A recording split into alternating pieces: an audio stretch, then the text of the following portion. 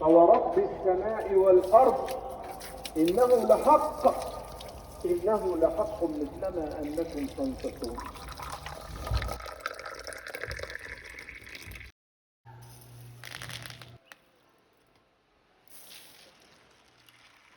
رجعنا لكم بعد ما نقعنا النص كيلو الحمص والنص كيلو الفول مجروش لمدة أكثر من 20 ساعة. غسلناه منيح منيح وحضرنا خلطة الفلافل الشهية. ضمة بقدونس، ربع ضمة شبت، العين جرادة الخضرة كتير بتعطي طعم زاكي ومميز في الخلطة.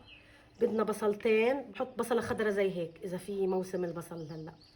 3 دروس توم، وعندنا هون كزبرة حب رح أطحنها خشن شوي، معلقة كبيرة.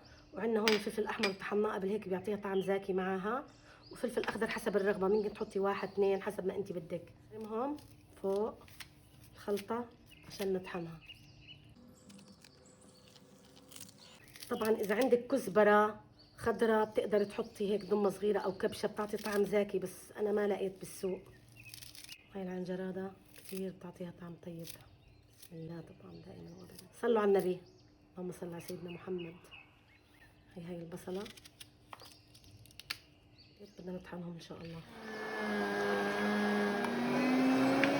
اول طحنة طحناه، ان شاء الله رح نطحنه كمان مرة عشان يصير ناعم ومرتب. وهاي اذكى خلطة فلافل انا عملتها، يعني انا جربت كتير ولقيت هاي اذكى خلطة انا بعملها. هون انا طحنت الكزبرة، ريحتها بتشهي ما شاء الله. رح احط منها، لقيت معلقة كبيرة هون، ولما اجي اقلي كمان بدي احط على القلي. وهون بدي احط فلفل احمر مطحون طحناه قبل هيك. بدي احط ملح حسب الرغبه، الملح طبعا. هلا بدي احطهم بالفريزر، وهذا هليت هنقلي قدامكم. هي الفلافل اللي احنا طحناه تقريبا الكميه هي جات مليان. حطوا عليه فلفل احمر زي هيك، طبعا اختياري، اذا بتحبوه بحرق بتحطوا معلقه او معلقتين حسب ما انتم بدكم. نحط معلقه ملح حسب الدواء، ونحط معلقه كبيره او معلقتين صغار من الكزبره تعطيها طعم كتير طيب. بهارات الفلافل بس، وكمون معلقه كبيره او معلقه ونص صغيره، معلقه ممسوحه صغيره كربونه، او نص معلقه صغيره مليانه كربونه زي هيك، بيعطيها قرقشه وطعم غير شكل. بدي احط صغيره كمان. طبعا عشان العجينه يابسه فرح نضيف مي. تقريبا ضفت كاسه الا شوي من هاي الكاسه مي. هلا بورجيكم القوام تبعها كيف. بدي احط كمان شويه كزبره، لانه الكزبره عن جد بتعطيها طعم كتير زاكي.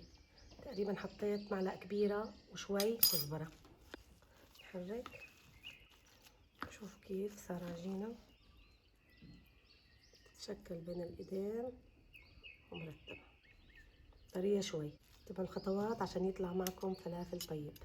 بدنا نضيف الزيت. الزيت لازم يكون مغمور غمق. هلا حين الزيت، هاي مكنه الفلافل. اذا ما عندك مكنه فلافل مش مشكله، بتعمليه بايدك. هلا بورجيكي كيف. نغطسه هيك بالسمسم. نعمل وحده على ايدينا. لازم الزيت يكون عميق عشان يطلع معكم الفلافل مرتب. مش شرط تستعملوا مقلة كبيرة كتير، تقدروا تستعملوا مقلة صغيرة وتملوها زيت وتعملوا فيها. ما شاء الله اتحمرت.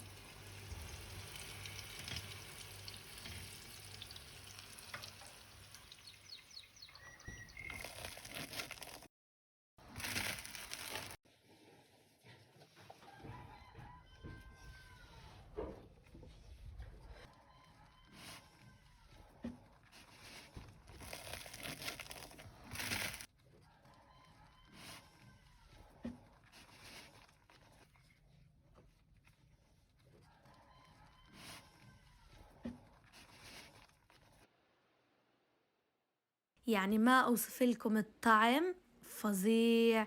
ما تنسوا تدعمونا باللايك والشير والسبسكرايب، وبتلاقوا كمان في قناتنا فيديوهات لطبخات وحلويات بتشهي. مروا عليها وحطوا لنا لايك وأعطونا رأيكم بالتعليقات. وصحتين وألف عافية. سلام.